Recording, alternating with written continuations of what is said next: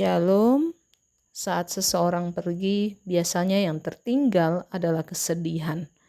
Murid-murid Yesus juga berdiri memandang ke langit ketika Tuhan mereka terangkat ke sorga. Mungkin suasana itu penuh haru. Mereka baru saja melihat Yesus bangkit dari kematian dan sekarang ia naik meninggalkan mereka. Tetapi kenaikan Tuhan Yesus bukan akhir cerita. Itu bukan tanda bahwa Tuhan menjauh. Justru sejak saat itu dimulai sebuah pengharapan baru dan sebuah tugas besar bagi gereja Tuhan. Dalam Kisah Para Rasul pasal pertama, Yesus memberi pesan terakhir kepada murid-muridnya sebelum naik ke sorga. Kenaikan Kristus bukan sekedar peristiwa ajaib, ini adalah tanda kemenangan. Yesus yang dahulu disalibkan telah bangkit. Dan sekarang ia dimuliakan di sorga. Dunia pernah menolaknya, manusia pernah menghinanya, tetapi maut tidak mampu mengalahkannya.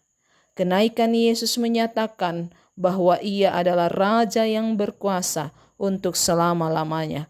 Karena itu orang percaya tidak hidup dengan ketakutan. Kita memiliki Tuhan yang memegang kendali atas hidup ini. Saat keadaan terasa tidak pasti, Tuhan tetap memerintah. Saat manusia mengecewakan, Tuhan tetap setia. Dan saat kekuatan kita habis, Kristus tetap bekerja.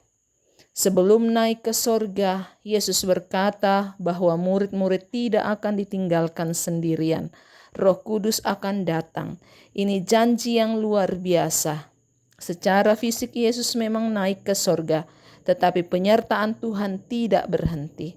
Roh Kudus hadir untuk menghibur, menguatkan, dan memimpin hidup orang percaya.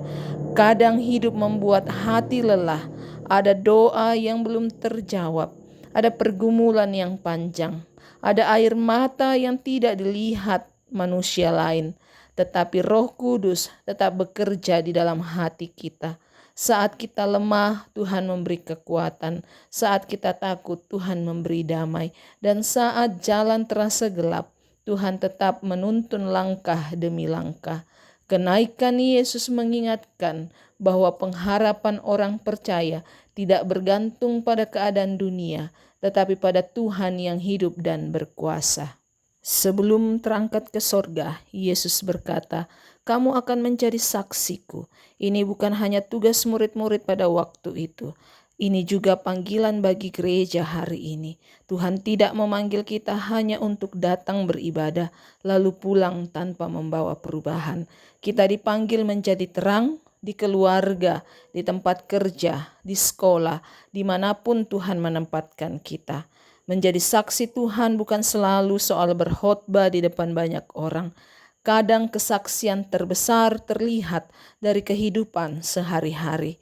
Tetap mengasihi saat disakiti, tetap jujur saat banyak orang curang, tetap percaya saat keadaan sulit. Dunia sedang membutuhkan terang Kristus. Banyak orang kehilangan damai, banyak hati terluka, banyak jiwa hidup tanpa pengharapan. Dan Tuhan mau memakai hidup kita untuk membawa kasih-Nya kepada mereka. Saat murid-murid terus menatap ke langit, malaikat berkata, "Mengapa kamu berdiri melihat ke langit?" Ada pesan penting di balik perkataan itu. Tuhan tidak memanggil gereja hanya untuk menunggu, tetapi untuk bergerak. Iman bukan hanya tentang mendengar firman, iman harus nyata melalui kehidupan. Tuhan mau kita menjadi jawaban bagi orang-orang di sekitar kita, melalui perkataan yang menguatkan, melalui hati yang mengampuni, melalui hidup yang mencerminkan kasih Kristus. Kenaikan Tuhan Yesus mengingatkan kita bahwa Kristus adalah Raja yang menang. Roh Kudus tetap menyertai umat-Nya dan gereja dipanggil menjadi saksinya di dunia. Karena itu, jangan kehilangan pengharapan. Tuhan yang naik ke sorga tetap melihat hidup kita. Ia mengetahui setiap pergumulan, setiap air mata, dan setiap doa yang dinaikkan dalam diam. Tetap setia berjalan bersama Tuhan, sebab Yesus yang naik dalam kemuliaan suatu hari nanti akan datang kembali. Dan sampai hari itu tiba, marilah hidup menjadi terang bagi dunia yang membutuhkan Kristus. Amin. Tuhan Yesus memberkati.